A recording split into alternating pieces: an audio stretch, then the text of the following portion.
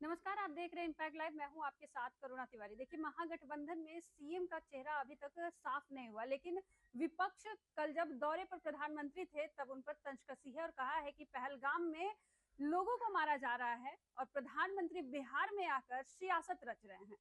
देखिए, इस बार बिहार विधानसभा चुनाव है और इस वक्त जो पहलगाम की घटना घटी है उसके बाद से ही लगातार प्रधानमंत्री नरेंद्र मोदी और एनडीए सरकार को विपक्ष घिरते हुए नजर आ रही है। अब इसी सवाल पर अशोक चौधरी, जो बिहार सरकार के मंत्री हैं, क्या कुछ कह रहे हैं, सुने। बोलिए उस पर। पहलगाम में जिस तरीके से घटना और उसके बाद जो बैठक हुई, हाई लेवल की बैठक हुई मोदी जी की, और उसके बाद 5 जो समझौता, पुरानी समझौता थी 65 साल पुराना, उसको रोक दिया गया। क्या लग रहा है इससे पाकिस्तान की अकड़ जो है वो खत्म होगी? देखिए, ये एक पॉलिटिकल डिप्लोमेसी है और उस तरह की राजनीति का और उस समय के डिप्लोमेसी का हमारे पास समझने को और फोरसाइट करने का हमारे पास, तो इस पर कमेंट करना मेरा उचित नहीं होगा।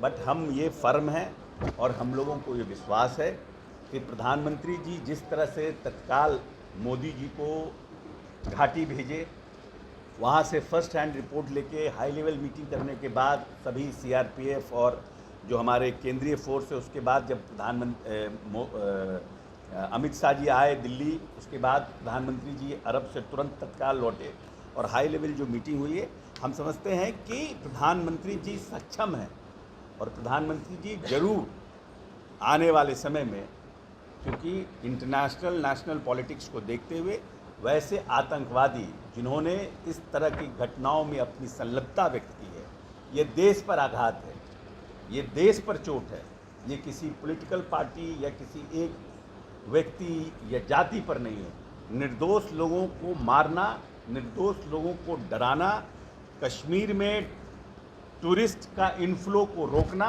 यह न सिर्फ कश्मीर के लाइवलीहुड और इकोनॉमी के लिए देश के और कश्मीर के ऊपर धक्का, बल्कि वैसे लोग जो इंसानियत पसंद लोग हैं उन सब पर आघात है। इसलिए ऐसे लोगों को चुन चुन कर मारना चाहिए। जो आतंकी ने संदेश दिया है कि जाकर मोदी को बता देना, और हिंदू और मुस्लिम का जो धर्म पूछकर जो मारा गया, इसको लेकर क्या लग रहा है? क्या देश में कोई बड़ा खतरा मंडरा रहा है?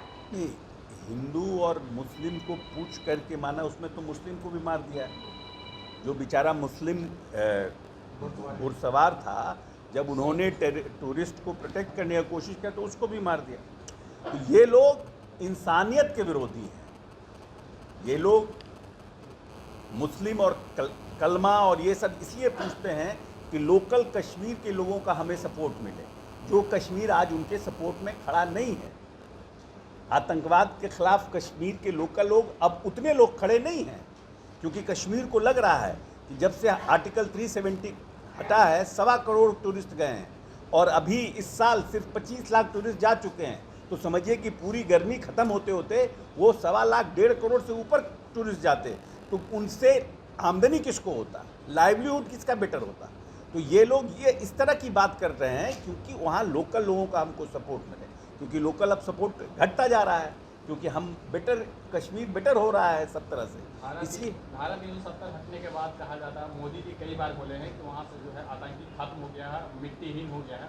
तो कहीं ना कहीं आप मान रहे हैं कि इस चीज़ को जो गलत फहमी में पाल रहे थे? नहीं, ये मैटर गलत फहमी का नहीं है। कहीं ना कहीं हम लोगों की सुरक्षा में चूक हुई है, हम कॉम्प्लिसेंट हो गए होंगे, मेरी अपनी सोच है। लेकिन 370 हटने के बाद जिस तरह का टूरिस्ट अट्रैक्शन बढ़ा था और जिस तरह से, क्योंकि अभी अमरनाथ यात्रा शुरू होने वाली है, तो निश्चित रूप से कहीं ना कहीं लोगों का इन्वेस्टमेंट बढ़ा था वहाँ पर, दूसरे राज्य के लोगों का, तो उससे कश्मीर बेटर हो रहा था, टूरिस्ट अट्रैक्शन बढ़ रहा था, लोग कश्मीर आना शुरू किए थे। तो उसको रोकने के लिए ये एक घृणित चाल है लोगों का, या तो पाकिस्तान के लोगों का है या पाकिस्तान सपोर्टेड लोगों का है, जो भी हो वो तो समय आएगा, सब सामने आ ही जाएगा।